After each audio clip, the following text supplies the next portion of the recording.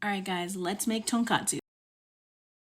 Okay, first thing you want to do is set up your station. So I bought some thick pork chops because I didn't see any thin ones. So I took my rolling pin and I beat those out until they were about a 1/4 inch thick.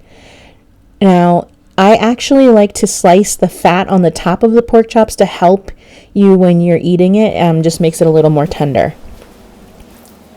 Okay, so what you're seeing here is a 3-plate setup. So we have our all-purpose flour, our egg wash, and then we have our panko crumbs. The flour is already pre-seasoned with salt and pepper, and the panko crumbs are left as is. Now you'll do the same steps you see, the flour, egg wash, and the panko crumbs, and then set them aside on a clean plate so as not to contaminate or cross-contaminate with the other pork chops. Go ahead and rinse and repeat. Some people use their left hand for their wet ingredients, some use their right hand for dry. I just kind of go all in and wash my hands periodically. To check the oil, there's 2 methods. You can use panko crumbs and see if it bubbles, or your chopsticks work and see if that bubbles immediately, and then you know your oil is hot enough.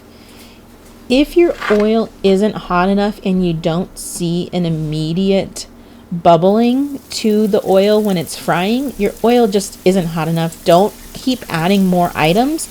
Actually raise the heat to get it a little bit hotter before you add everything else in.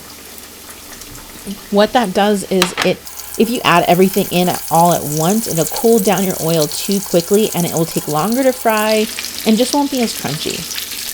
Now the first side that you fry is going to take a little bit longer. It's probably going to take 3 or 4 minutes to get that nice golden brown. But once you see that achieved, you go ahead and flip them over and it'll take half the time to cook the other side. Set everything on a baking rack with some paper towels underneath to keep everything crispy. And listen to this crunch, guys. Run that knife against the panko crumbs and oh, it's so crispy. And I actually like to pre-cut the pork cutlet. Traditionally, it's pre-cut before it's served to you, so it just makes it so much easier to serve and enjoy immediately.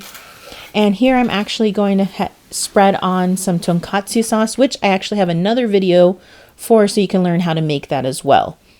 Now, if you already found value, go ahead and hit the like and subscribe button, and I will definitely see you next time.